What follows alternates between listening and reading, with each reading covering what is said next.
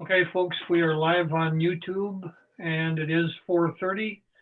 So I will call this meeting of the Judiciary and Law Committee, a standing committee of the Dunn County Board of Supervisors, to order. First things first, call of the roll. I do not see Supervisor Zons. Jim, are you in the ether somewhere? The minutes should reflect that Tripp, Vandermeulen, Rogers, Bauer are present. Jim Zons may join us later. Approval of the minutes of August 24th. I would entertain a motion. You should have gotten those minutes in your packet. I see Carl Vandermeulen moves and I'll second. Bauer seconds. Is there any discussion, any additions, corrections to the minutes? I can see everybody on one screen here, so if you raise your hand, I'll see that or choose to speak. I don't see any corrections or additions. All those in favor of the motion to approve the minutes of the August meeting, say aye. Aye. Aye. Any opposed? And Chairman Bartlett, I didn't mean to leave you out before. Chairman Bartlett, of course, is an ex officio member of all committees. So he is here as well. We won't need you for a quorum though tonight. Staff reports, we're going to take them as listed in alphabetical order. So Josie, would you care to begin? Right, did I unmute successfully? You are fine. All right, so I gave you a written report. Biggest thing we're working on right now is some reorganization within the office. We had a Secretary 1 who worked for us for all of 6 months and then left for a better opportunity for herself. So that got me looking at, I guess, how our office is currently structured and what our current funding was for 2020 and proposed for 2021. So I'm proposing to take the funding for my 5th unfilled specialist and create a legal secretary position. I believe that position will help. That person will still fill the role of the secretary, primary duties of answering the front phone, waiting on clients at the window and whatnot. But we can redirect some of the very essential, but what I like to refer to as busy work from the specialists to the legal secretary to complete, which frees up the specialist's time to focus on what I like to call income producing activities, doing things that only they can do in their roles to improve our performance, which impacts our funding. So that's the reason for that. I'm already got approval of the job description that I wrote from HR, and I'm working on the recruitment right now. So hopefully we will be putting that out there shortly. And, ideally I'd like to have the seat filled 1st of November. I think that might be sort of an aggressive timeline. So it'll probably be closer to the middle of November. I do note, I shared with you a proposed organizational chart, and there is an error on that that's since been updated. The legal secretary is still funded, it's just going to be unfilled. The 0.75 secretary, I'm getting rid of entirely. So any questions about that? I guess the other piece too with the new position, it also allows for more cross training. We're a very small department, and I've noticed that we sort of operate in silos a lot. And so having a legal secretary will allow for cross training with our genetic testing processes and then some of our billing into SAP and vouchers and things like that.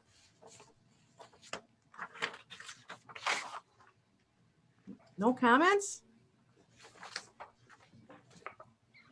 Can't hear you.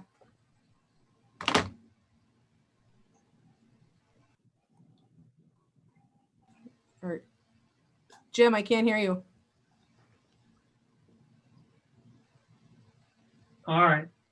I have to learn where my unmute button is. The 0.75 secretary position, I looked at this chart and the old one, and I where is that located? The unfunded, or isn't it on the chart because it's not? It might funded? not be on the chart anymore. Apparently it had been there. It had been unfilled and unfunded for a number of years. I can't justify the need of filling that again. So I just said, get it out of there. Okay. And the reason I mention it is because I looked at the original chart that was produced for the budget purposes, and it wasn't in there either. And I It wondered if wasn't I in there. was Yeah. missing something, but no, that's fine. Yeah. Does anybody else have Just cleaning that questions up. for child support? So how are your first few months going, Josie? Are you? Well, we're just over the 1 month mark. It's going okay. My next bullet point was about credit cards. We're excited about that. Sort of another option for our case participants to be able to make payments, and especially the millennial generation, a lot of them, that's the only way they pay things is online and with cards and whatever. So we're excited to bring that at least as an option. We'll see. I don't know if it will generate new payments or it'll just replace how people are currently making their payments, but time will tell. So I have two notes. Jim Zons has joined the meeting, so I'll make sure and record that. And Josie is, actually I could ask Katie as well. Is this Wisconsin Support Collections Trust Fund? Is that the same outfit that the clerk of courts has been using for collections? Or is that a different one? well, GovPay would be the same. The Wisconsin Support Collections Trust Fund is our distribution center for child support payments in the state of Wisconsin. Okay. So we've aligned with them so that when the consumer swipes their card or enters their card number online, it goes directly from the vendor to the disbursement unit in Milwaukee, and Dunn County has nothing to do with those payments whatsoever. Thank you. Mm-hmm.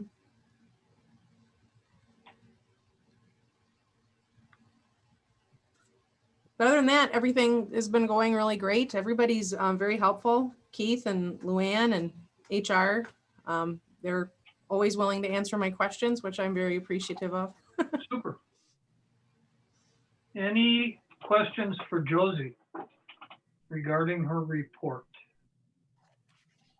All right, seeing none.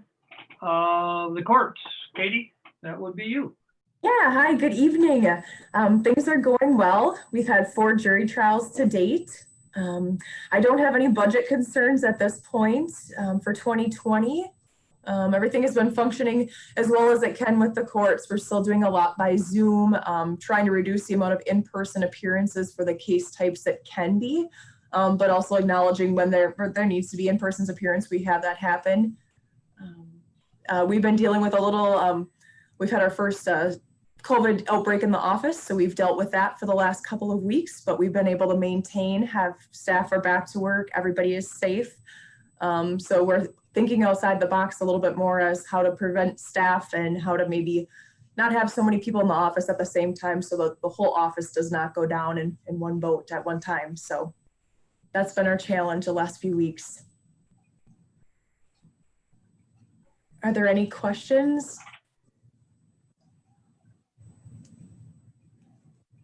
I don't see any. It's a pretty short report. I know, I've been out for a couple weeks. I've been working remotely, but really things have been going as well as they can be, and we're working hard. I noticed that you're hopeful about funding for the technology from the recovery funds. Does that hope have a percentage attached to it? Like, yeah, I think the last time that you and I spoke, I was a little bit more doubtful. There was a meeting that took place last week, I believe, and it sounds like this is going to be a pretty for sure project. There was a grant opportunity that was provided by Sarah and CJCC from the State Department of Justice awarding our county $58,000 to be used for security enhancements. It could have went to the courts, the jail, sheriff's department, programming needs, CJCC, and we decided that it would be used for the courts to increase or to update the courtrooms in branch 3 and 4 and update the wiring in courtroom 1 and 2, which would have been a 2021 capital project. So the grant is due October 5th. I'm working with Sarah and Eric Edgeberg on that, and fingers crossed all is a go, and this is going to really be more successful in us obtaining the equipment. And it sounds like we'll get the project done, in 2020, but we're also going to use the routes to recovery as well to fund that because it is a pretty expensive project. So that funding is going to push it forward even more, it sounds like. Good. Anything else? Questions for Katie about the courts? Don't see any. Thank you, Katie. You're welcome. CJCC, Sarah? Good evening. Great. Thank you, Katie, for highlighting the DOJ grant opportunity. So that was not part of my written report that was submitted in the packet. This was a new grant, and because we are quick on our toes, we were able to get together quickly and reach consensus on the project, and we'll have a completed application here just within a short couple of weeks. So that should bring in about $58,000. This is the first of 2 rounds that DOJ plans to administer emergency COVID funding. So we'll see what the next round brings, but just really pleased with our team and able to really get together and agree on how to move forward, and certainly saving the county some money in the future as well. We're also looking at another grant opportunity that with the State Department of Human Services. It's called a treatment alternative program. It's about $100,000 towards treatment for alternatives for the criminal justice population. So I'm working with Chris Corpola on that grant, and really it rather than creating another program, another silo, we're looking at using that funding for treatment to really for any participant across the different collaborative programs that we could access this additional treatment dollars for mental health, trauma, substance use treatment, whatever their treatment needs may be that would be unfunded by other sources. So that one is competitive, and there's only 4 awards. So I don't know how viable our plan will be, but we thought we'd toss in our hat to see how it turns out. Certainly with our CJCC efforts that we've built over the years, we have a lot of the cornerstones that funders are looking for: that collaboration, many opportunities to divert people with various programs. So just looking for some treatment dollars there. As far as my grant report, I did update the committee that we have resubmitted our TAD grant. That's the state funding for treatment alternatives. So 2021 will be our last year of non-competitive funding. Then the grant will be open again to all counties, all programs where we can change our program or ask for more funding. Good news on the state front is they are moving forward with a recommendation to drop the county match. The county has to match 25% in the TAD grant program, and we do that with staff and their participation in that program. So we'll have another year of funding there, and then we'll kind of go back to the drawing board. But we anticipate the state continuing to fund these programs just because of the cost benefit. It really diverts a lot of people out of the criminal justice system, and they don't come back. So it's good bang for the buck. Just wanted to highlight our family treatment court had its first graduation. It was a mother and father, and they were reunited with their child. Judge Smeltzer leads up our family treatment court. We've had 1 full year of operations, and we were able to kind of top that with a graduation. So I'm just really pleased. We did send out a press release and some social media updates just to let everybody know, and we've got some really good feedback, which is great. We completed the sequential intercept mapping workshops. It was a 2-part workshop, about 8 hours in total. Still awaiting the final report, but the priority areas that were identified were the lack of affordable, safe housing and the crisis system, really access to the crisis beds and the law enforcement transportation portion of that. Really, those 2 stood out as the priority areas. So we were able to develop a action plan, and we look forward to getting the recommendations back from our technical advisors on that project. But we had about 32 participants, so I just appreciate everybody's time. That was a major chunk of time that people put towards that, but we got a good product out of that, and certainly identified areas that maybe wouldn't have been that high of priority in other discussions. So I think that was a fruitful endeavor. And then finally, we have our work groups up and running. All the work groups are meeting, including we've got some advisory councils that are up and running. So we're just moving ahead with the 2020 goals. A lot of things we're really looking to enhance our digital platforms. So getting those websites up to date, providing more information through training with videos and different things to try to educate not only members and staff, but the general public and stakeholders such as yourselves. So we'll be having some new products, I guess, coming out with our different work groups, videos and public service announcements, and doing some other things there. So just staying busy and productive, and really just trying to stay nimble with the COVID situation. Staff are doing fine. We're doing blended in the office and at home, but really just trying to stay prepared for isolation and quarantine, and anything that might come with that. But we've been doing this for a while, so we're certainly skilled at really continuing to keep things moving ahead, whether we're in the office or working remotely from home. So that's my update, unless there's questions. Thank you, Sarah. Any questions for CJCC? Don't see any. First of all, congratulations on the family court graduation. I did see the very nice picture and a press release. Where did I see that? Eau Claire Leader? Oh, did you?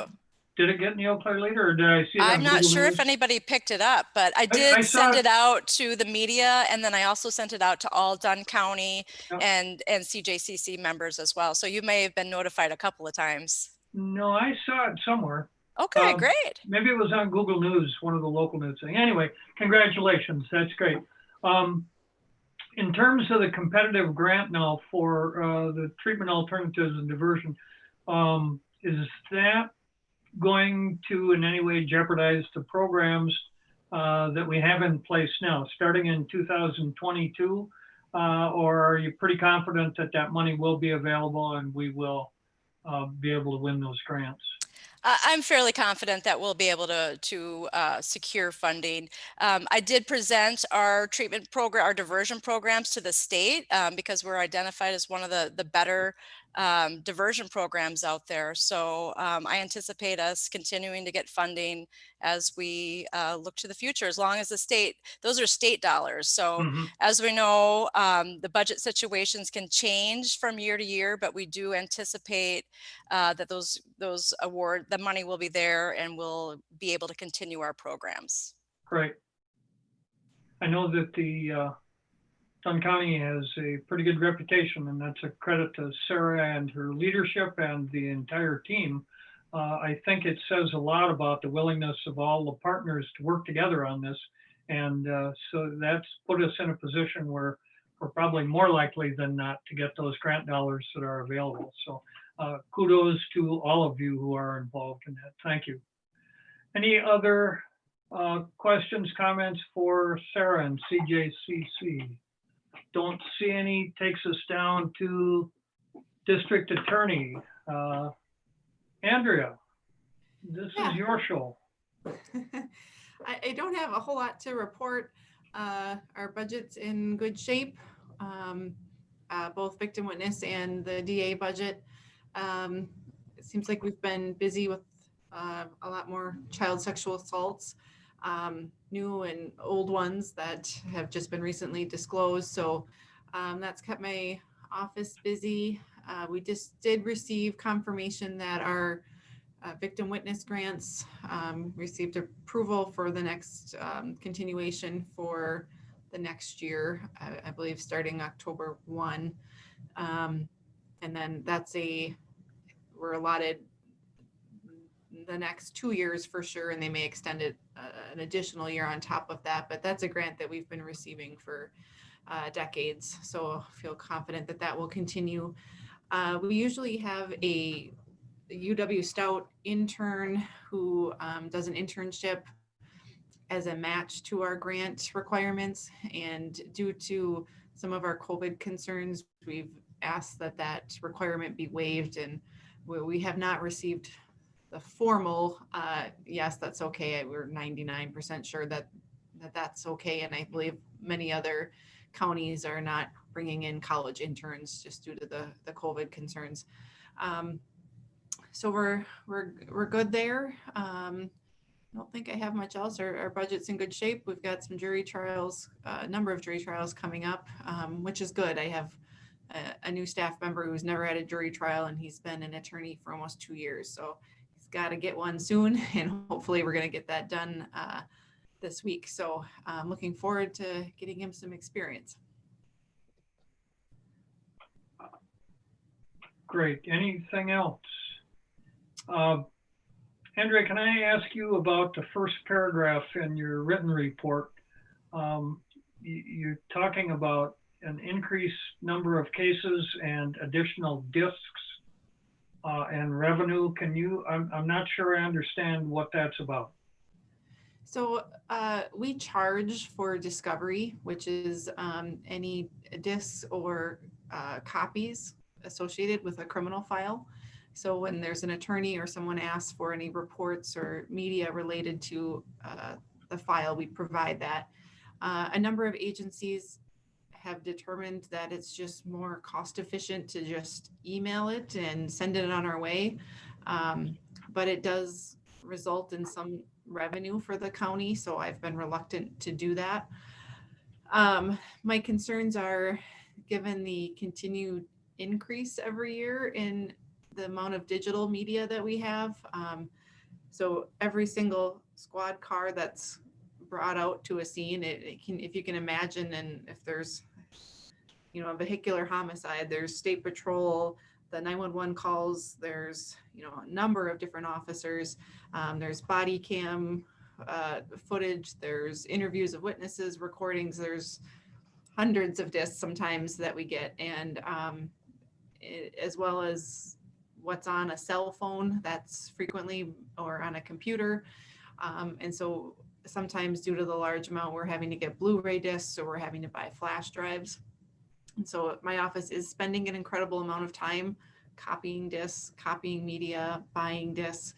And it's a large expense to law enforcement too. So a number of agencies or different counties have invested in a cloud-based storage, which is law enforcement, instead of burning a copy of a disc and then sending it up to my office burns a copy for ourselves and for the defense, and then sending it out, is just, saving the cost for the amount of time and personnel to do all that just manual labor of recording, is investing in a cloud-based storage system. So law enforcement uploads it to the cloud base. They give my office the password, and then we can download it, and then the defense has the password as well. That of course comes at a cost. There's different agencies or different products out there that can provide that storage and that ability.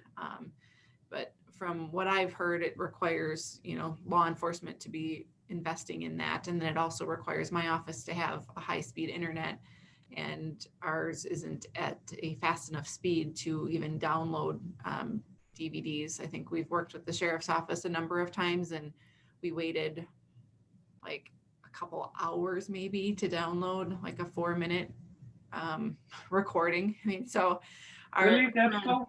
yes, it's very, very slow.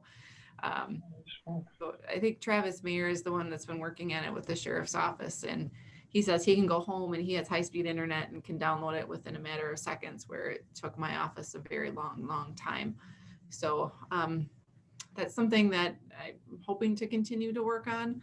But right now I'm working on some cases instead, but that's something that I think need to consider in the future. It's also, if you move towards a cloud-based storage, then the county would lose its revenue. So those agencies that, some jurisdictions charge like $10 flat fee. So it's $10 just for defense to access the media, but we are charging more in what we're doing right now. So that would be a decrease in revenue. I don't think we have a lot. I think I don't have my numbers, 5,000 or 7,000 a year that we bring in. If I read your paragraph correctly, it's $2,000 over the budgeted amount, and that's revenue, right? Yes. For this year. Well, I'm not going to go into it, but I do appreciate you looking into this, because it strikes me that the hours that go into burning and cataloging and storing discs has got to be pretty expensive. So I hope you're able to find a more cost-efficient and labor effective method of doing it. Anybody else have questions for the district attorney? Chairman Bartlett. I was just wondering, does the rest of the departments have the same problem with slow internet at the judicial building? No, because we're on the state internet. Oh, So we have the state server. We do have a county provider, but what the state is paying is minimal, or we could pay for more. Let's put it that way. okay. But I You've got understand. You've got the hardware capability. It's just the service you're paying for right now is so slow. neither. So we don't have the internet speed, which would allow me to actually download a link that would contain the videos from law enforcement. And then secondly, neither law enforcement nor my department have the storage capability to electronically store these items. So because we don't have that electronic storage, we have to make copies for the files. So it's kind of a two-part solution to this problem. Right, but I was asking about the speed of the internet. In the rest of the building, the county provides, the speed is okay. It's just what the state provides, correctly? Yes. All right. I appreciate the question, because I was wondering the same thing. Aren't all our buildings hooked up to that system that they put in a few years ago with the library, Stout, City Hall? Is that right, Chairman Bartlett? And that runs out to the Yeah, we have fiber to all the buildings, so Right. I was surprised when I heard it was slow. And now I understand why. It's what you pay for. Right. All right, thank you. Thank you to both. Anything else for the district attorney? All right, last chance. Thank you, Andrea. Thank you. Melissa Gillenbach, Emergency Management and 911. Hi there. I'll start with emergency management. This week is the end of our fiscal 2020 for Wisconsin Emergency Management. So we've been busy finishing up and working on all the closeout for the requirements for that grant. The application for 21 was due last month. So we've completed that. No word on approval, but I'm sure we'll be getting word on that soon.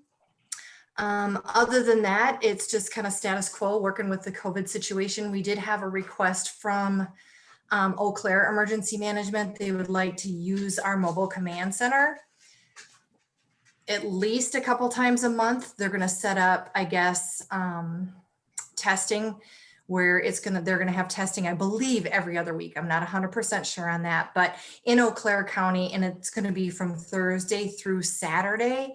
And they'd like to have our mobile command center over there for relief of the workers that are going to be working the site. So I'm coordinating with them, on the details and if we'll be able to help them out. I'm sure we will. I know we have a couple commitments for the mobile command center, but other than that, I think we'll be able to help them out with that. Other than that, for emergency management, it's just kind of basically the closeout for 20 and moving forward for 21. Questions? Chairman Bartlett. I guess bringing up the mobile command center, is there any revenue from loaning that out, or is that free? There, up to this point, there has not been any revenue. Back when we purchased that in 2004, it was kind of made an agreement throughout, I guess, the county board and the region that we were going to share resources because it was all funded from Homeland Security. The mobile command center was funded from Homeland Security. So we were going to just share resources. Currently, we don't. I have considered it at least reimbursement for our fuel when it does go out for different calls and things like that. I think the sheriff's department is probably about the only one that'll, fill it up with diesel fuel when they return it. Other than that, that all comes out of our budget, no matter who uses it. So it is something that I have considered, but we haven't moved forward with it. Well, I was thinking, didn't we just put tires on it, or? We're going to, Yeah. Yep, in And 2021, yep. in the budget. So I was just wondering about the maintenance and costs. I realized that the agreement was when we got it, but Yep. now going forward, there's been additional costs. So I was just wondering about that. Yeah, definitely is something that I have considered.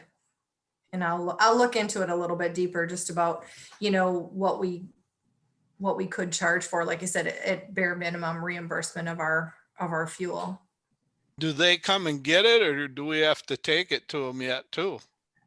We take it just because of the liability and insurance. I feel that, a Dunn County employee should be driving it over there. So that's another commitment is driving it over there on Thursday. I don't really feel comfortable leaving it Thursday, Friday, Saturday with no, secure facility.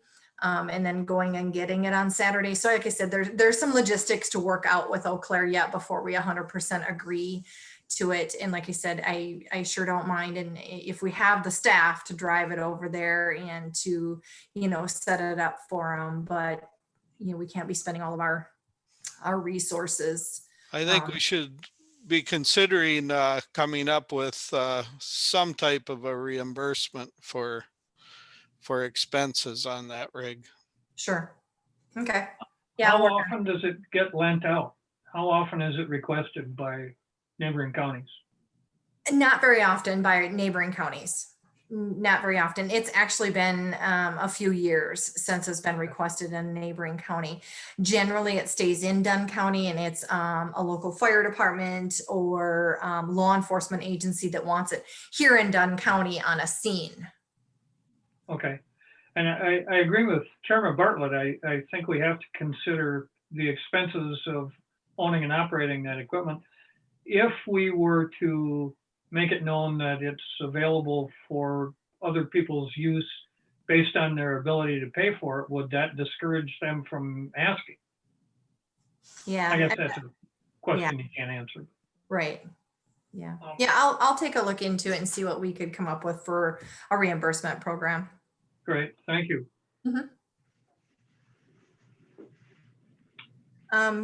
if you have no more questions, I can move into 911. Go ahead. 911, basically, staffing is still where it has been. We're still a couple employees short. So far, we have been able to maintain full staff, even though we've had some people tested for COVID. Luckily, they've all been negative. As I think Sarah had mentioned earlier, we're reconsidering some of our practices, or I think it was Katie actually, we're reconsidering some of our practices,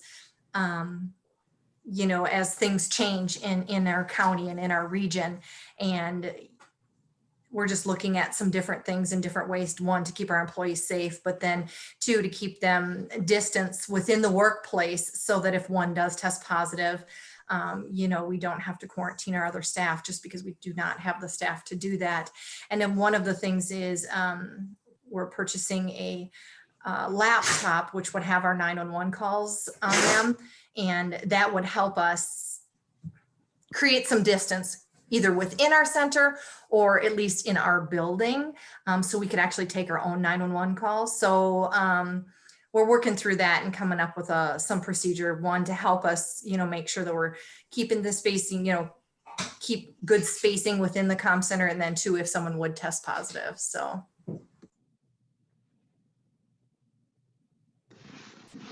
Other than that, just status quo. Thank you, Melissa. Any Supervisor Vandermillen? I'm curious, I assume they've done some testing of the airflow within the comm center to make sure that's good? No, not that I know of. They have not done that. I can definitely check with facilities and see if that's something that they can do or is something that's on their radar. But, it's definitely, it's a smaller room, and I think we are in our own air handler system, but I don't think that there has been any research into it right now.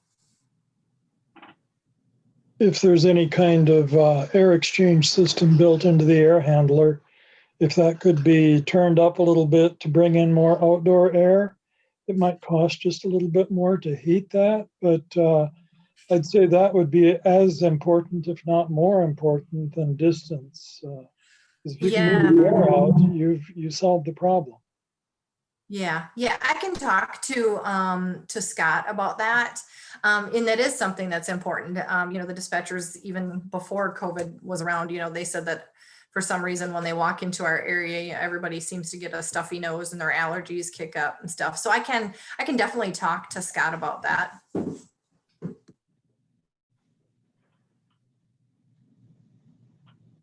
Thank you to both of you. Good question. Air quality is kind of tricky sometimes, but air movement's pretty easy to follow, and it's very often pretty easy to increase air intake. Well, I shouldn't say it. Sometimes it's easy. Other questions for Melissa, either on 911 or emergency management? Seeing none, we will move right along to the medical examiner. I saw Marcy here. Yep, there she is, right in the middle. Marcy, go ahead. Good evening. Well, our office continues business as usual. There's no major surprises reflected in our budget, other than what we've talked about all along. Dunn County is at about 12% left in forensic line item, which equates to approximately one more autopsy available in that line item for this remainder of this year. Of course, there's no way to predict that. I still think overall, at the end of this year, we'll still be sitting okay because of other line items that weren't used with education and a couple of other places. But we do watch that closely. Pleased to report that Dunn County still remains at 0 for COVID-related deaths. With that being said, the pandemic still affects our office on a daily basis. Lynn and I continue to work remotely for the most part out of the office. We each have home offices, and then we work in the field a good share of our time as well. Keeping up with all the information and working with both Dunn and Eau Claire's health departments, hospitals, medical providers, funeral homes, you know, takes up a good share of our time. Many of our programs that we deal with on a monthly basis, being the suicide, child, and overdose death review boards, have been put on hold due to the COVID-19's and people related to those programs' responsibilities have taken precedence over that. And so that has created a huge backlog for once we start doing reviews on those 3 boards. Within our department, we've had 2 of our, the 8 of us that have been out for COVID-related problems. One was a direct exposure, and I have 1 deputy out right now who is positive for COVID.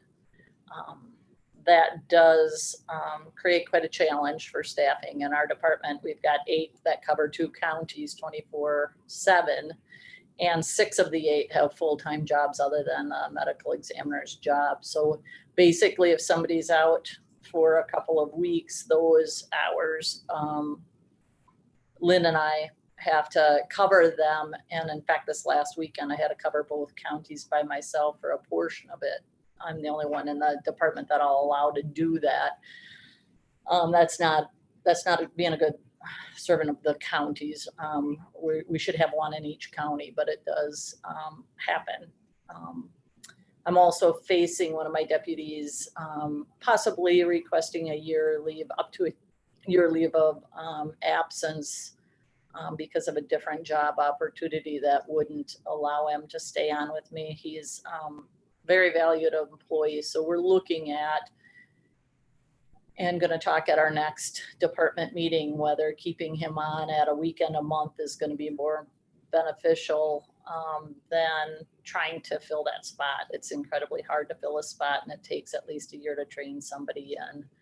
Again, those hours get put to Lynn and I because of lack of availability with the other deputies. They'd like to help, but they're limited at that 1,559 hours a year and at 24-hour shifts. And you have all heard me say this, those hours get used up fast, and then they're already scheduled for their hours that fall within that. So picking up extra shifts is not readily available to us.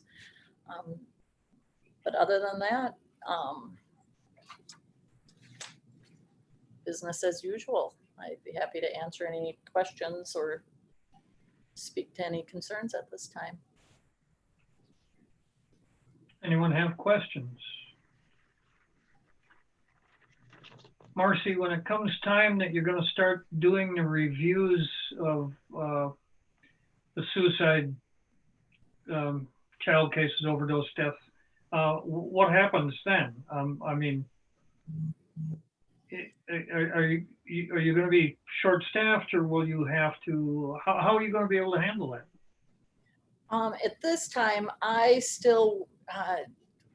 Within Eau Claire County, we still have a list of the names that we would have reviewed. So I've pulled all of those charts, have my documents filled out, ready to present. It's getting all of the entities, including Sheriff's Department, the Health Department, physicians, local physicians in the communities that attend these meetings, being able to actually set the time aside to meet and then catch up on reviews is going to be difficult. We're looking at possibly trying to enter a bunch. We do receive some grant money through the overdose review. We want to keep up with that to continue that good relationship with the DOT who provides grant money to Eau Claire County. So we're doing what we can to be proactive to have the work done once there's time and people are able to still meet and do those reviews. Okay, thank you. You're welcome. Anyone else? Don't see any. Thank you, Marcy. Thank you. Sheriff's Department and Jail. We got Sheriff Marshall. You guys take it away. All right, due to COVID-19, I'm happy to report I don't have to see Marcy every day. No, she doesn't come to our office as often. Our budget looks good at this point. The law enforcement side, we're right in line with where we should be. Jail might be a little to the positive side over there. Captain Lafort sent you some of the jail report. Average daily populations in the 90 to mid 90s. We're climbing back up there. When COVID first hit, we were down around 50, but we still have our state inmates and still getting a check every month from the state on those. So, and we're COVID free with employees and inmates at this point. So, knock on wood. Let's see. We've received some of our UV sanitation devices that is being paid for out of routes to recovery monies, and hopefully get those up and operating in our jail facility in the next couple of weeks. We have a body scanner that we're also purchasing through routes to recovery monies. That was on my 5-year wish list for purchasing it. I think I put it on the wish list at about $200,000. We're buying one, which is a perfect device for us. It's a footprint of only 20 or 34 inches wide by about 6 feet long. It'll fit nice in our facility, and COVID money is paying for that out of routes to recovery. That's $160,000. And it actually takes a temperature, body temperature, as well as doing a full body scan to see if there's contraband coming into our facility. So we're hoping that it can eliminate any contraband coming into our facility. But other than that, I'll try and keep it short unless Marshall has anything else to add.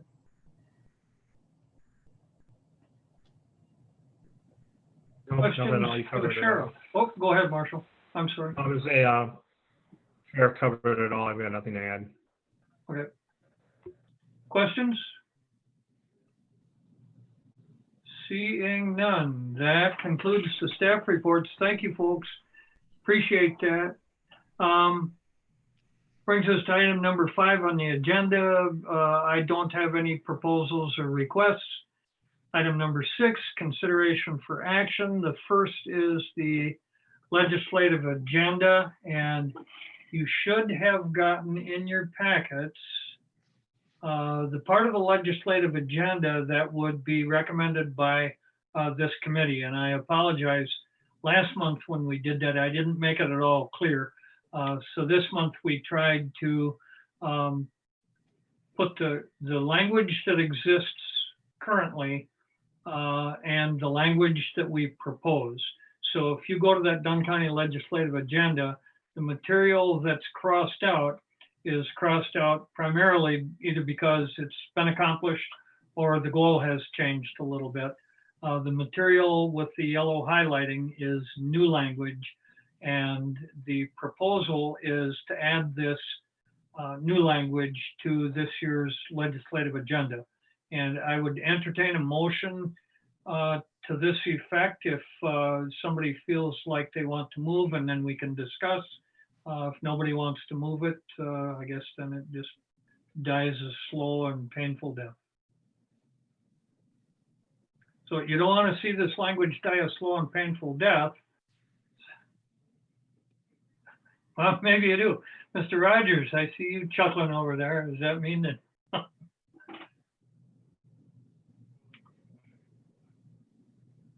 I don't see any motions. Mike Rogers moves. Carl Vandermeulen seconds. There, now we can discuss this. Does anybody have any comments, questions, want to speak in favor of or opposed to the motion to add this new language to our legislative agenda for the county? It's pretty straightforward. We took out the judgeship, of course, because that's been accomplished. We've asked for assistance in our 911 program in the past. This language is just a little bit more concise, maybe. And the second, the return to Dunn County of a greater portion of the support services, actually is language that comes from the Wisconsin Counties Association legislative agenda. It suits our purposes as well. And where we can, we usually try to kind of overlap on those things. Carl Vandermillen. Are there particular upgrades to 911 that we're thinking about here, or is it just general money for continuing upgrades?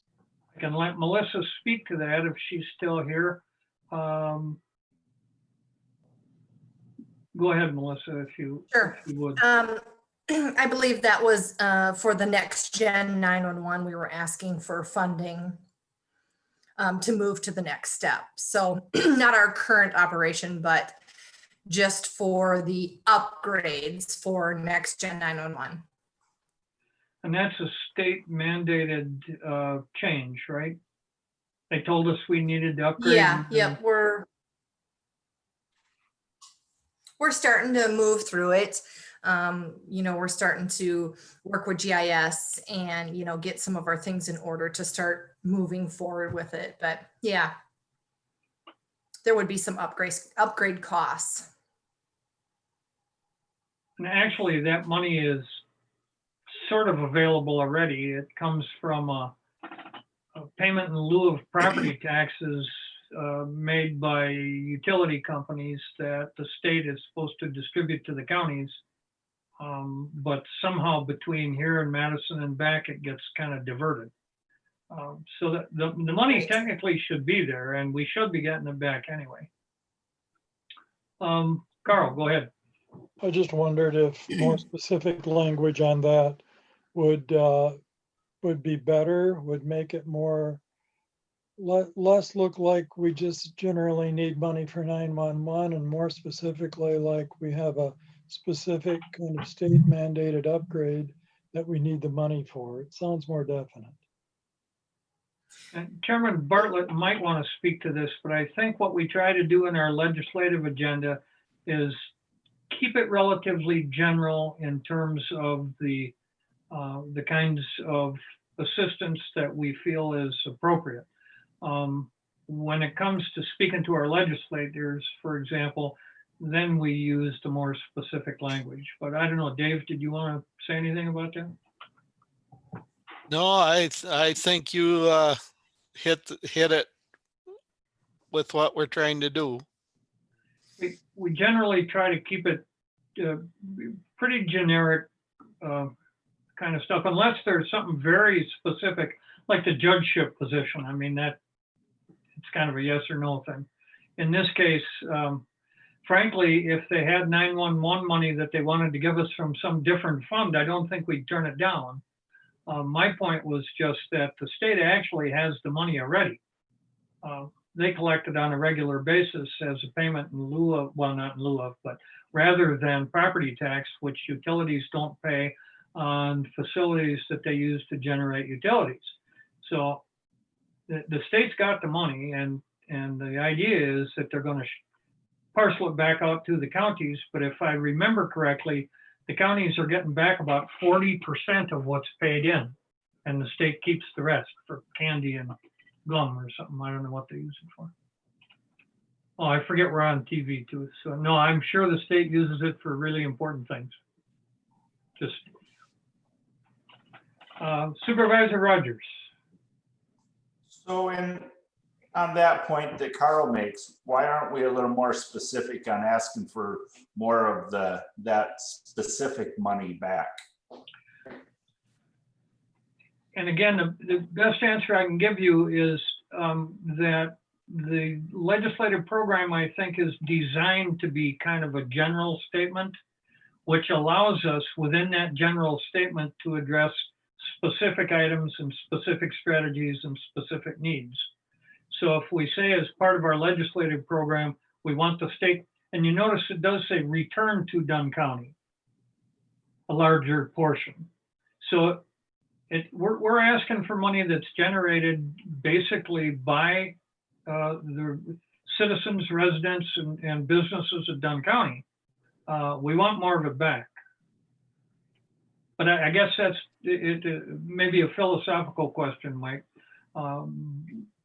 But I think it leaves the county with a little bit more opportunity to hone in on the kinds of specific things we want without being so specific that we cut ourselves off from anything.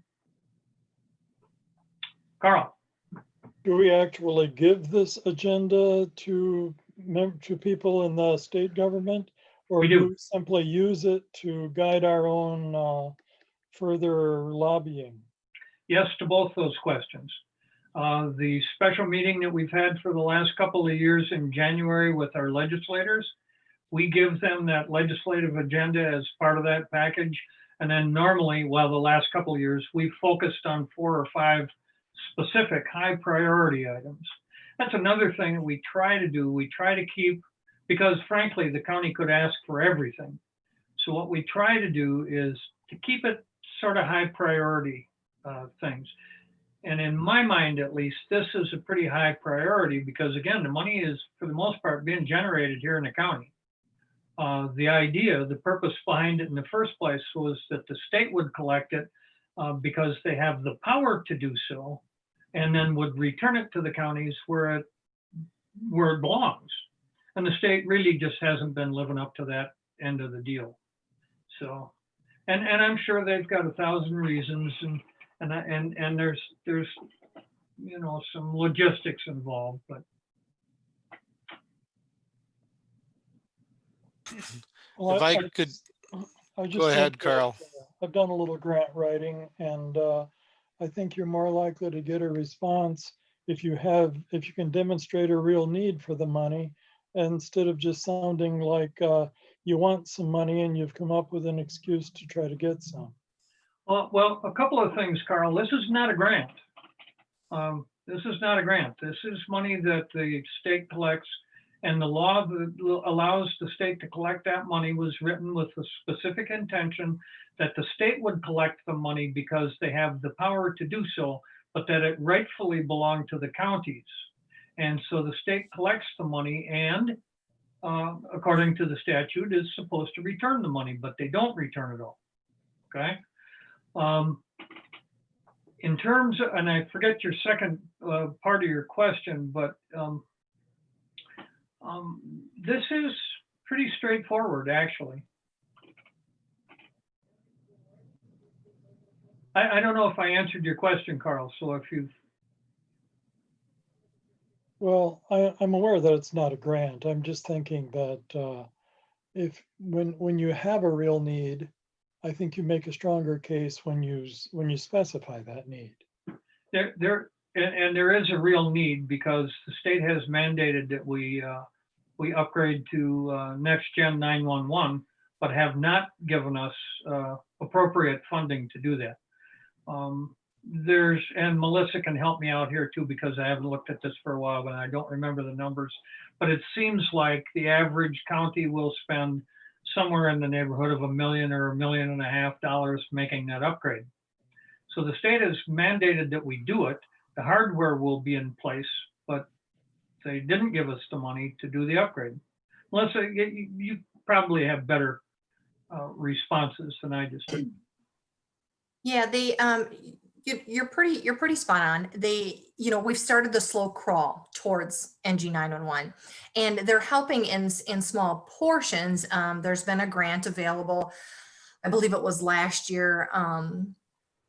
And when I read through the grant, it was for very specific things to upgrade, which will make you able to go NG911 when you're ready. New PCs in your communication center, new monitors, different things like that. Unfortunately, Dunn County had just replaced all that out of our budget before the grant came out. So we weren't eligible for that portion. They came out with a second round of the same grant. So we're looking at that to see if there's any pieces in that we might be eligible for. Another cost that they're helping us with was a copy of our database. We have to purchase that from AT&T because that's who all of our 911 database is through, is AT&T. And we had to purchase that database and hand it over to the company that's going to be working on the mapping system for us. And so they are going to reimburse the county for that. So, I mean, there are small things right now that we are receiving some funding for as we creep towards NG 911. So, but yeah, you know, it's going to be a larger project, and we'll just have to, you know, kind of go with the flow as it comes our way. But yeah, there will be some definite costs for Dunn County. The first couple phases, like I said, unfortunately, or fortunately, I'm not sure. I mean, it's nice to see that we were proactive in taking care of our equipment and replacing it in a timely manner. Unfortunately, we did it too soon, and the grant won't help us pay for it. So like I said, we're moving towards that, you know, towards the NG 911, but as of now, we haven't been eligible for any funding.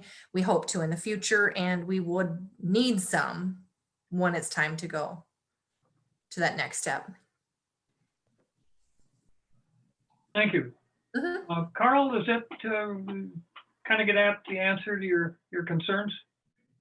Yeah, I think so. It's I think it's just more memorable if it's more specific and already state mandated.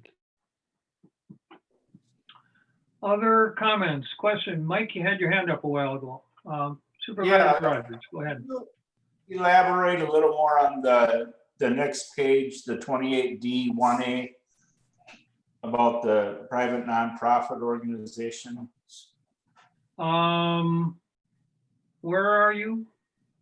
Oh, you're on the next. We'll let the sheriff's department explain that when we get to it. Okay. Well, okay. I'll wait. Anything else on the legislative agenda? We do have a motion and a second to approve this and forward it to, actually it's going to go to the executive committee, who's putting together the final version of the legislative agenda, acting as the legislative committee. So that's where it'll go with our recommendation if this motion is approved. Any other questions, comments? If not, all those in favor of the motion to forward this to the executive committee with our recommendation, say aye. Aye. Aye. Any opposed? Hearing none, motion carries. Thank you, folks. All right, now the Crime Prevention Board. Marshall's still with us. I'm going to let him kind of run through this quickly so you get some sense of where we're at. And then what I'm going to ask the committee tonight is to either give the chair the direction to go ahead and have a Dunn County specific resolution drawn up for approval next month, or to drop it, one of the two. But Marshall, if you're still with us. There he is. All right. In your package, you should have received information. Part of it was the statute that allows for the creation of a crime prevention funding board. That statute was created approximately 4 years ago by a state legislator out of Green Bay. Second part is a draft resolution for creation of the crime prevention funding board as outlined by that statute.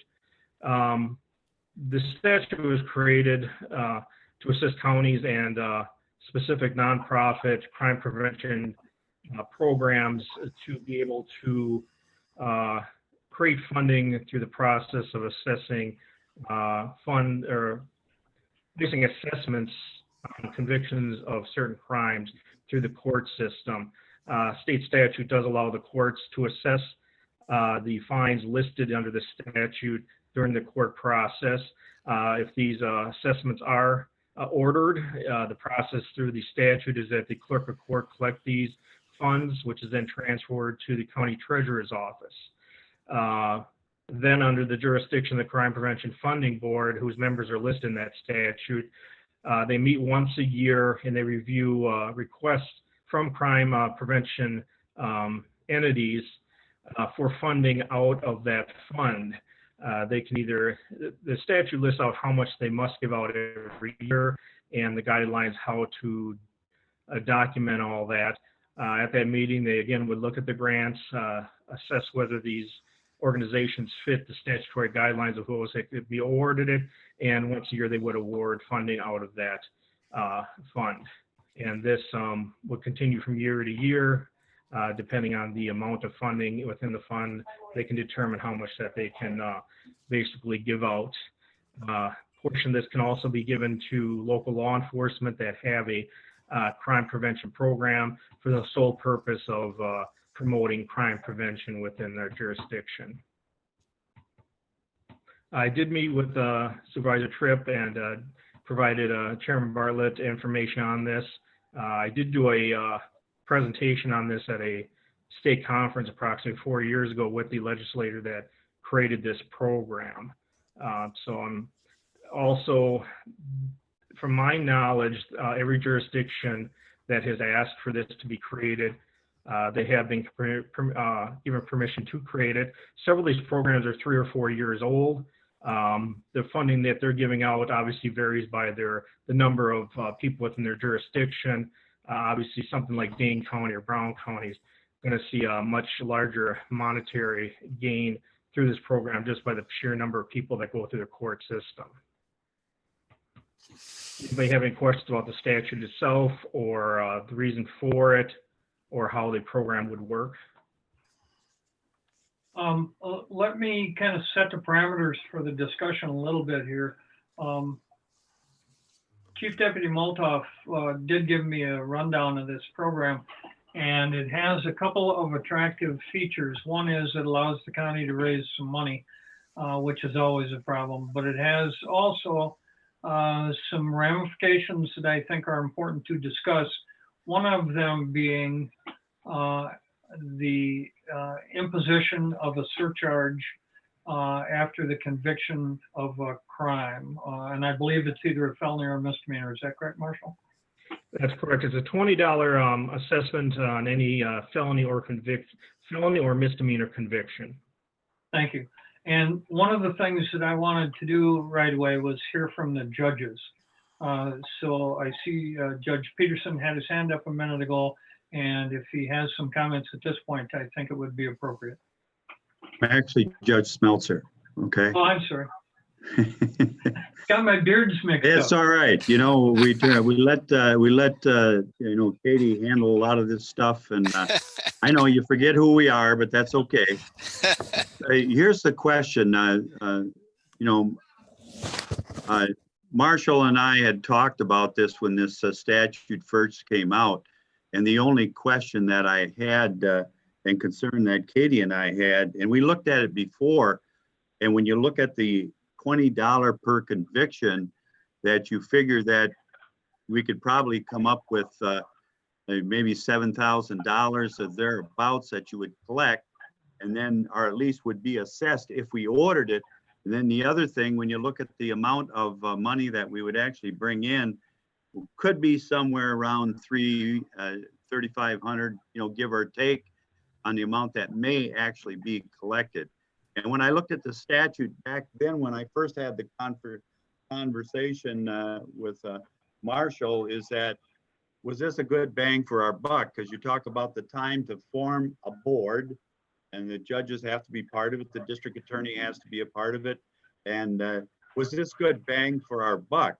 Because one thing you got to understand, a lot of that money that's collected, we're a pass-through. It goes out to a nonprofit to undertake whatever that we would feel is warranted or supported that the board could support. So it's a pass-through. So the county's actually not keeping that much money. And the only concern I have is the amount of time it takes to monitor this. Are we getting a legitimate bang for our buck? Does it enhance what the county does? And the other thing is, you know, do we have the time to actually do it? And that's the only questions I have for Marshall. And I just don't know what's changed. Because right now we're in the middle of getting through this crisis that we've been dealing with. And it's been a load. And, we're getting kind of further and further behind with what we can accomplish in the courts. And, hopefully it's all over, but it's going to take some catch up. But the only question I had in advancing this was back to what you're talking about generating and the amount of commitment that it's going to take. Not a lot of money that's going to be left on the table here as far as the county is concerned. And do we use our resources and expertise kind of for things that will help manage our operations more effectively? It's the only question I have, Marshall. If you want to talk about it, go ahead. But those were real concerns. I've had a discussion with Katie. We ran the numbers, so we got a pretty good feel for what we can generate, and I'd be concerned about that. Yeah, definitely. I can address that. I've looked at other counties similar in size, so you're pretty much right on. It's anywhere from $7,000 to $10,000, I believe we could generate. Obviously, you're not going to get that all up front because, as we all know, people don't always, mostly don't pay their fines in a timely manner. But we do have the ability to, now that Katie's doing the tremendous job of collecting these eventually through the debt collection process, that money will eventually come around and fill the system. In regards to the time spent on the board would only have to meet once a year. As far as looking at the request for the funding, once a year I think is a relatively small amount of time spent. And speaking with Katie in the past, I wanted to clear with her about the amount of time which been spent in her office to assess these costs. There's already assessments on every fine anyway. This would be part of the whole process already created their additional assessment on it. I guess I got a little more skin in the game, being that this statute was specifically created to assist Crime Stoppers programs throughout the state, because most of the Crime Stoppers programs throughout the state that cease to exist because of inability to fund the programs on a year-to-year basis. Since I helped create the program in 2012, I've seen what a chore it is to try to maintain funding to keep the program running. It's approximately $2,600 a year just to keep the program running. Businesses are good, but I probably only generate a quarter of that each year. I've been lucky enough to have a golf tournament to help with that, but I don't see the program extending long term without some type of program like this to assure that there's yearly funding source revenue for the program. I only plan to be around another 2.5 years, so I'd like to see something in place that would make the program last long term. And again, speaking to the state legislator that created this, he saw the problem with crime prevention programs, and notably Crime Stoppers, ceasing to exist because of lack of funding. If you read the statute, the way the statute reads is specifically almost verbatim describes Crime Stoppers programs. Again, I understand we want to make sure that we're not putting in more work than we're getting back. But then again, obviously the county's not going to see any of this money unless it comes to the sheriff's office as a portion of what we generate. But I think the long-term bang for our buck as far as keeping like a Crime Stoppers program going and the benefits that provides the local law enforcement as a conduit between the citizens and assisting law enforcement to provide anonymous tips that I've seen that I don't believe we would receive any other way.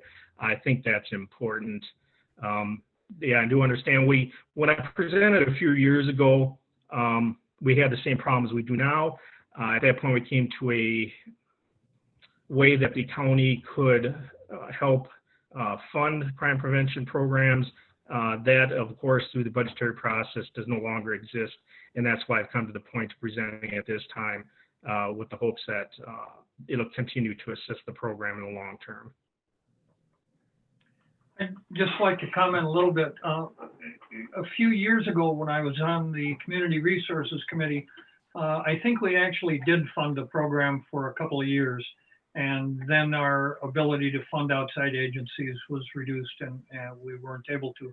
One of the ways that the funding is obtained now is through fundraising, which is also a fairly labor-intensive staff task. So that's, but Judge Smeltzer is right. This is a pass-through program. This is, but it's an opportunity to raise some money to support a program that the county used to support and no longer does, and now is supported through through donations. By the way, Judge Smeltzer, I do have to apologize for misidentifying you. I got Judge Peterson on my mind. I saw him this morning at Quick Trip getting into the car of a strange woman, and I've been wondering about it all day. So. Well, I'll tell you what, let's have lunch and we'll fill you in, okay? But next, and Marshall, I just want to react. I wasn't aware that the county had cut funding for the Crime Stopper. Yeah, because I think you were in the meeting when it used, so in the Gene Smith, we discussed this the last time.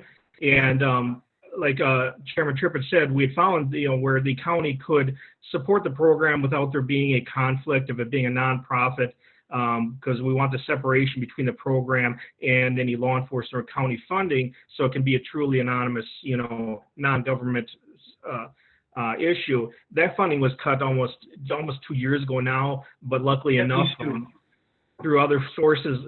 But that's the money. Obviously, when you get money in your checking account and you're paying bills, it doesn't last long. As an example, I sent out approximately 350 letters to businesses within the county requesting community sponsorships for the program. I've received 4 new sponsors out of those 350 letters. I got a core group of businesses that support pretty dependably on a year-to-year basis, but that usually only adds up to $1,200. And obviously, you see, it's trying to come up with $2,600 at the low end just to run the software and website programs as a basis for the program, and that's not including any media materials or anything to support the program. Other supervisors have questions, comments about the proposal? One other comment, Mr. Bauer, I'll get to in just a second. One other comment I want to make, though, is that when you read through the statute, it is going to involve quite a large, well, not a large number of people, but 8 or 10 or 12 people total, and those wouldn't necessarily be the judges and the sheriff and the police chiefs, them or their designees. But it's a sizable group, and I think initially it might take some organizing. I would be hopeful that after a while it would be kind of a self-sustaining thing. Supervisor Bauer. Halfway down on the page, there's a note on the language in brackets. On that, it has corrective legislation pending. What is that? I think I was reading through that. I think what it is they just, the portion where they said his or her designee was said several different times, and it kind of repeated itself. And I think that's the only portion of that needs any designee. In one section of the statute, it talks about the members having part in the program or his or her designee, and it says in one section that pretty much duplicates the verbiage. That's the only change. There's no change to the content of the program itself or the statute. Yeah, Bob. So on the next page, on the resolution, we just talking about the funding board now, or are we talking about the resolution as well? Well, what I'd like some direction from the committee on is, should we go forward with this? And if we would, I would give this to the Corporation Counsel and have him write a resolution that is specific to Dunn County. Now, it would contain all of the basic statutory provisions. It would include the $20 assessment. And I don't remember, Marshall, is that $20? I don't think that's in the statute. I think the county is. No, it does specifically say, I believe, in the statute somewhere that it's $20. Oh, that okay. way, it's consistent through statewide what the assessment is. All right. And just to discuss a little farther, I understand that there's, I want to say, a lot of people's concerns about assessing additional fees against those that are being convicted of crime and placing a larger burden upon them. But unfortunately, sometimes, it's like there's a lot of assessments, jail assessments, all that on there.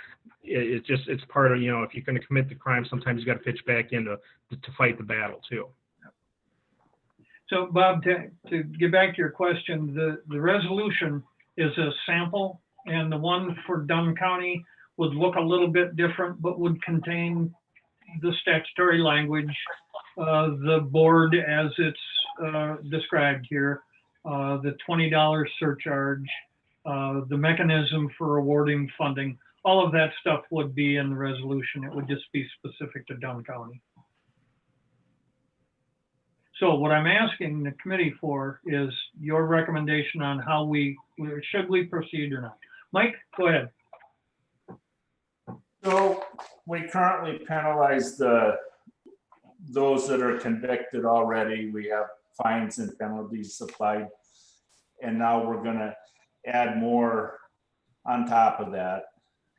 And I question whether, I guess I'm a little concerned with the amount of time that we put into collecting this money, that we're just adding on top when we may already be penalizing that person and fining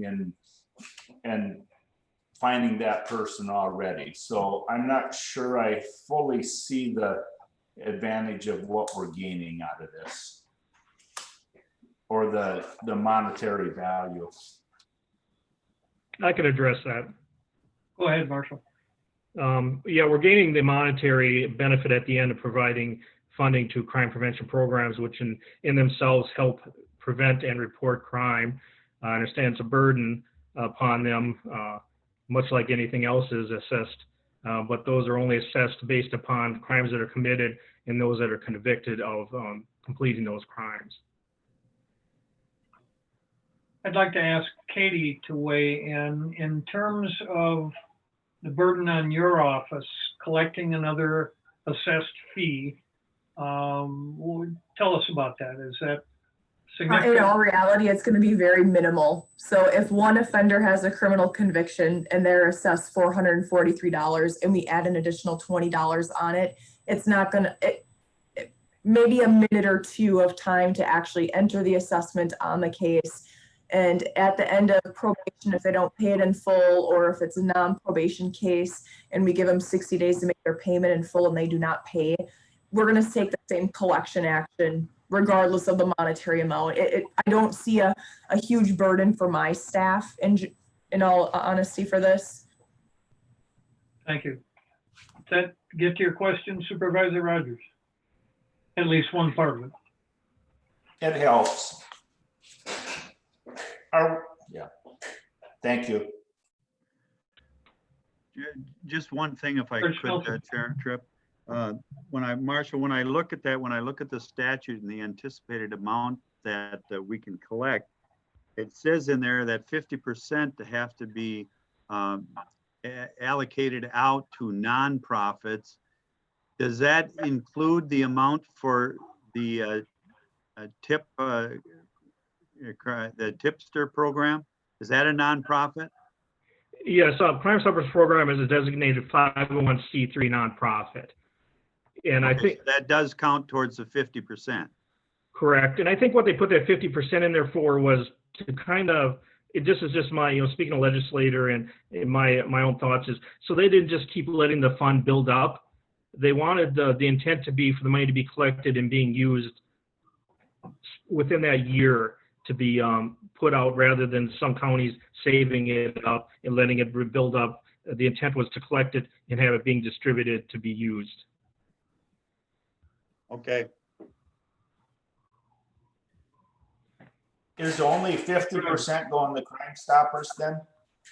No, a minimum of 50% must be given out. No less, I believe it says. It's the intent of, well, the Crime Stoppers board, I think that's the purpose of why there's so many people would have put on the board, was for oversight purposes.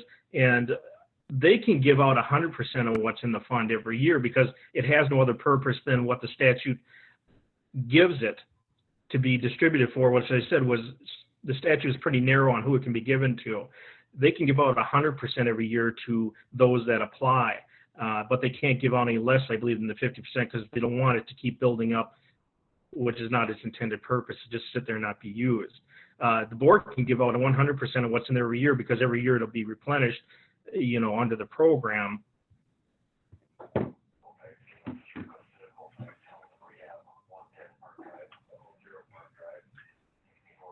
We don't have any motion on the floor right now. If someone would like to move this forward, I think a motion to ask corporate counsel to develop a resolution that we can then look at specifically next month.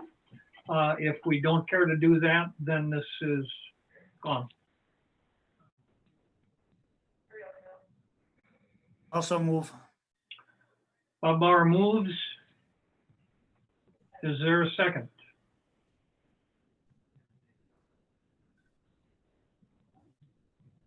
Jim's on seconds. Jim's on seconds. We have a motion and a second to move forward with the idea by having corporate counsel develop a resolution specific to Dunn County that we will take up at the October meeting. Does that summarize your motion, Supervisor Bauer? Yes, this isn't nothing permanent. It's just that draw it up and see what happens. We'll take it up at the October meeting if this motion passes. Haven't heard anything from the county board chair. Dave, did you want to weigh in at all? No, I think this is probably a good idea. It replaces some of the funding that we've had to eliminate with the budget crunch. And I think the 50% in there going to nonprofits make sure that if the sheriff's department did have their own program, that still a program like Crime Stoppers would be funded. So I understand the wording of the legislation and probably the reasons. Thank you. The statute says that the county may create a crime board, so I assume the county board chair would have some responsibility in that. That's okay with you?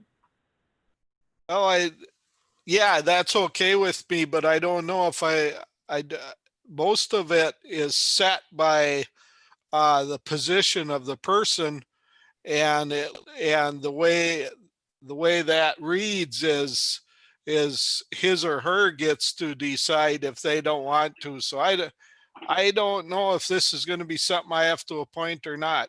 I guess we could ask Corporation Counsel that if it passes. The county executive is a member or the county administrator and their designee. But you're right about the fact the DA, the sheriff, the judges, it's either them or the person they designate. So I don't know that there'd be any appointments, but this will be a county action. Yeah, there's three choices for the executive or the county board chair, or right. I guess their designee. Right. All right, we have a motion to move this forward. Any other discussion? Supervisor Vandermeulen. I'd like a clearer picture of just what Crime Stoppers is. Who is it and what do they do that isn't already being done by law enforcement agencies? Sheriff or Marshall, I'll let one of you handle this one. I'll have to speak to that since Marshall's computer died. Oh, no. So we lost him. Crime Stoppers is a nonprofit. It's not affiliated with a law enforcement agency. It can't be affiliated with a law enforcement agency. Even though Marshall sits on our local Crime Stoppers board, it is not. It's not affiliated with the sheriff's office. Its intended purpose, you'll see the signs around the county text a tip or call a specific tip line anonymously. So people have the freedom to report things and not have it traced back to them and become a victim of harassment or stalking by somebody they reported. So we get multiple tips a day, usually on different things. There we got Marshall back. So Marshall can jump in here, but we have multiple tips, usually daily, different things on where there's somebody that's living that's got a warrant out for them, things like that. So it assists us in tracking people down, tracking suspects down. We get tips on, we post something on Facebook, a picture of a suspect vehicle doing a gas drive off. A lot of times we'll get a text tip as to whose vehicle that is, and then we can track them down from there. So Marshall, the Supervisor Vandermeulen had a question about explaining Crime Stoppers program a little more in detail.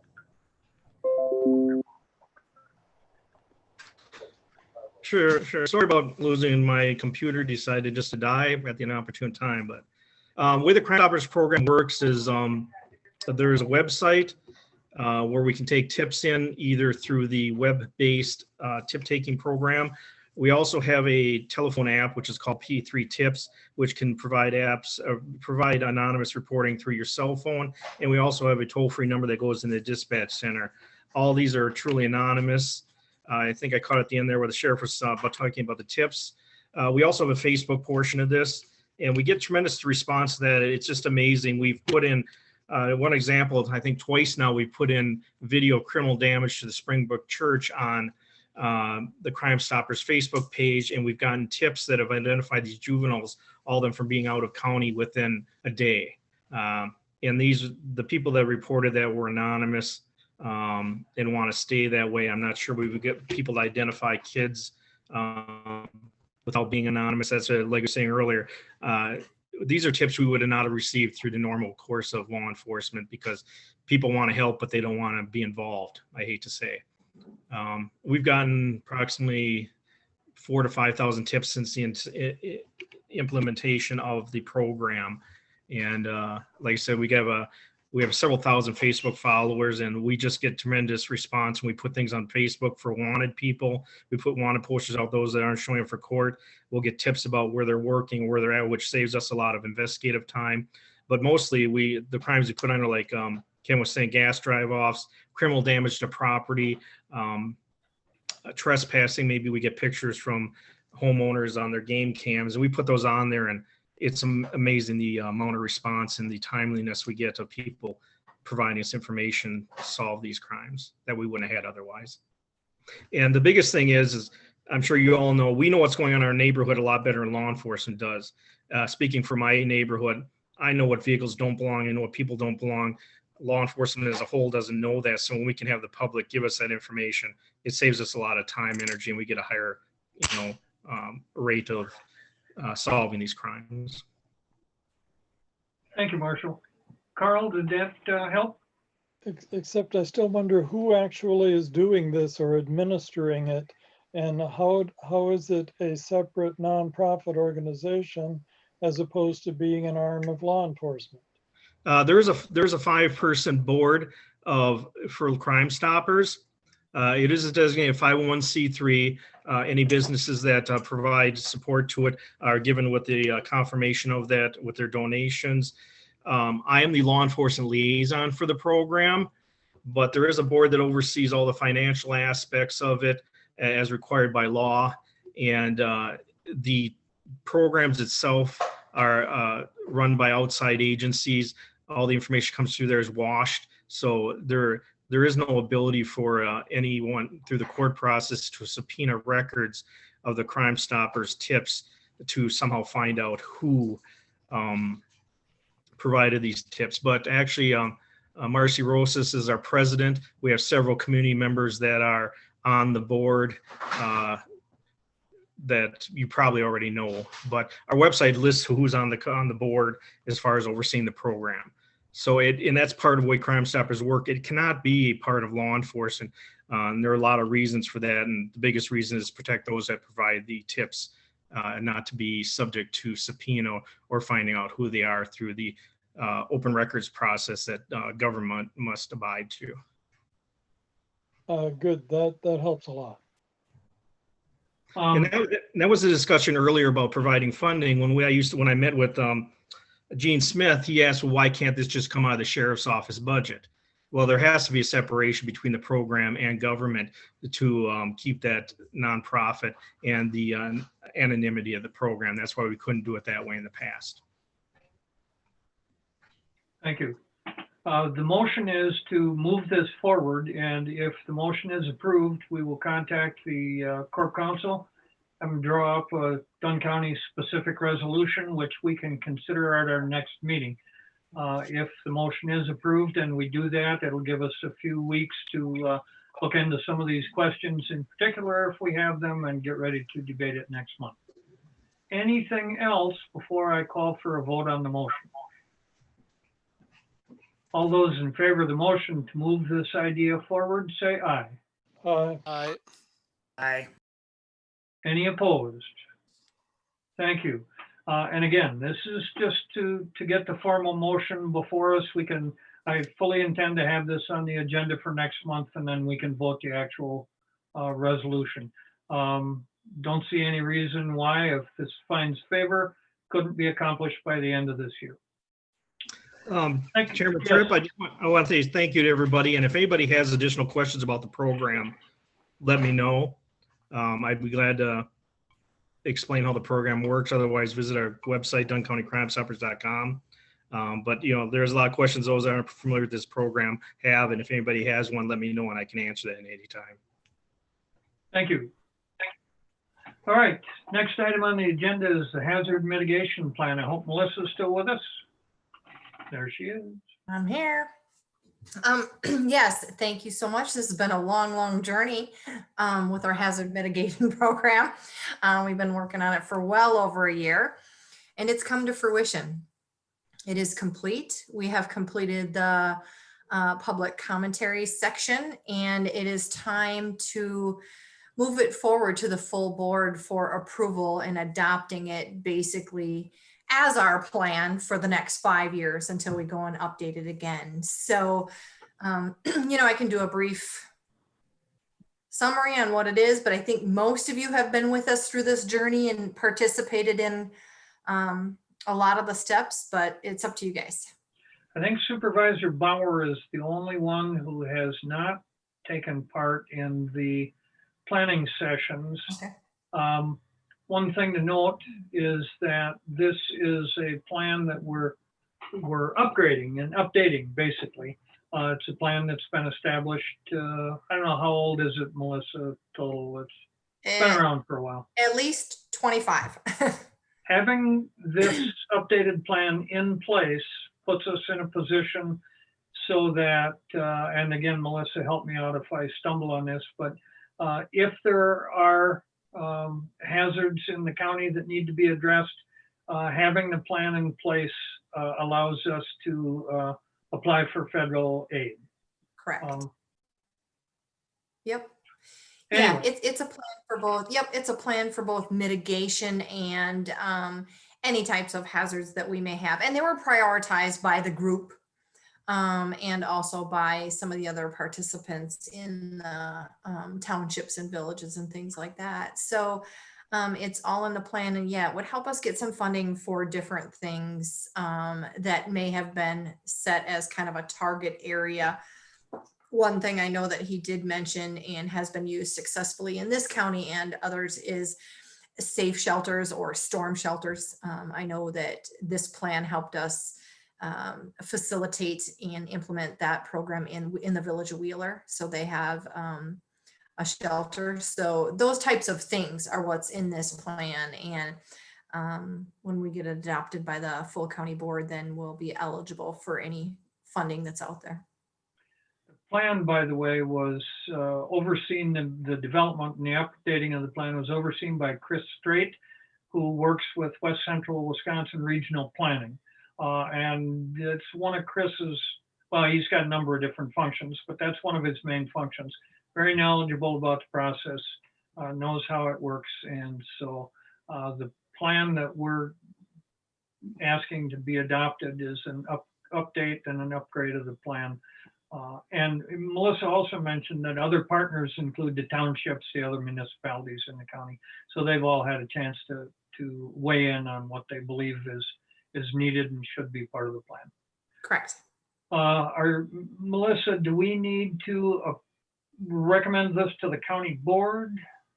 We And can then ask it Dave would, for sure, but I believe that, yeah, we need to, recommend it be moved on to the county board, and then I'll have to get it on the agenda then for them to have it at the next county board meeting for approval. Chairman Bartlett, is there any reason why executive committee has to weigh in on this? I don't think they do on this plan. I think that's just a report to executive and would go straight to county board. I could be wrong, but that's the way I think. That was my impression as well. I just wanted to get your thoughts on it. I would entertain a motion then to forward the updated hazard mitigation plan to the county board for approval. I so move, Jim Zons. Jim Zones moves. I'll support it. Carl Vandermeulen seconds. We have a motion and a second to forward the hazard mitigation plan to the full county board for our approval with our recommendation. Okay. We Thank you. good? All those in favor signify by saying aye. Aye. Aye. Any opposed? Not having any knowledge of this, I think I'll just abstain. Duly noted. Thank you, Bob. Consideration of resolutions. We have a resolution regarding operation of all-terrain vehicles, which would be the last document in your packet.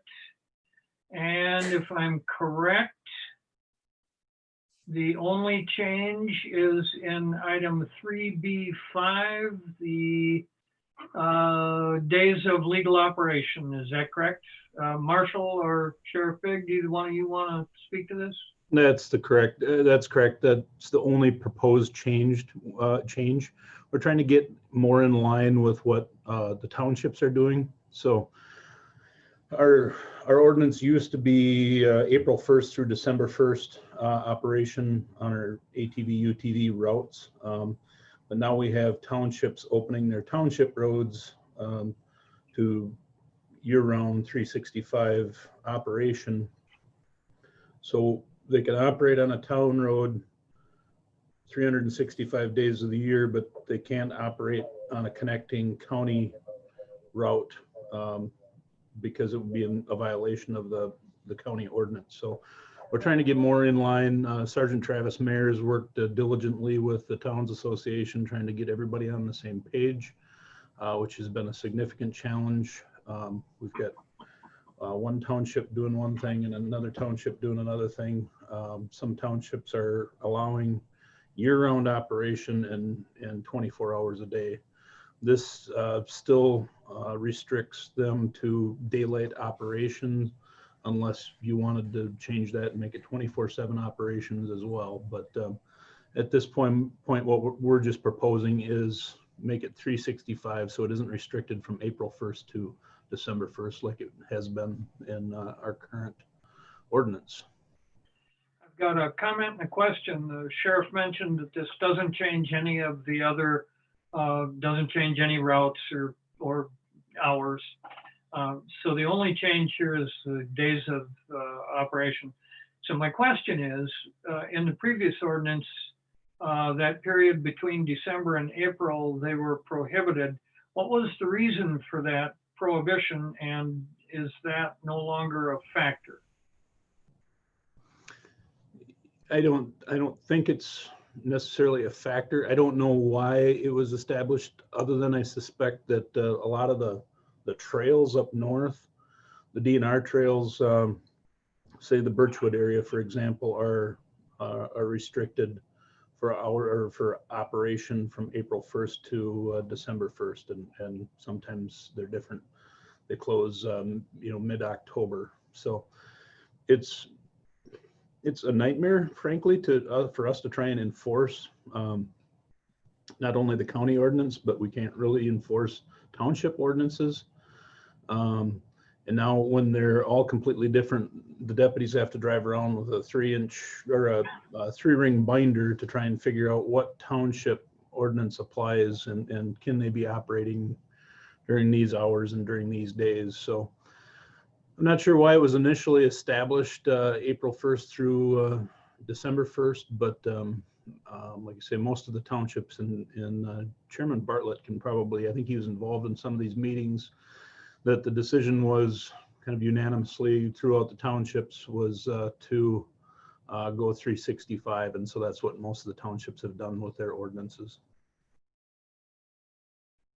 Chairman Bartlett, go ahead. Yes, I can weigh in. Through the Wisconsin Towns Association, the townships, Sergeant Mayor came to a few meetings, and we did a survey, and then we took a vote, and we went with the majority, and this is what the majority wanted of the townships, or what they had. I would assume they probably wanted what they had, but there, you know, some townships wanted no speed limits, some townships did, some townships wanted no winter riding, some did. And on those 3 points, the speed limit, the winter driving, and then the hours of operation, it was a majority decision. And what Sergeant Mayer was hoping for is that now all the townships will go back and make a ordinance to follow what the county ordinance is, so that so it will be uniform to enforce any problems out there. I would entertain a motion to recommend this to the board, and then we can discuss it further. Do I have a motion to recommend this resolution? I'll move. Supervisor Rogers, Supervisor Bauer, did you want a second? Yes.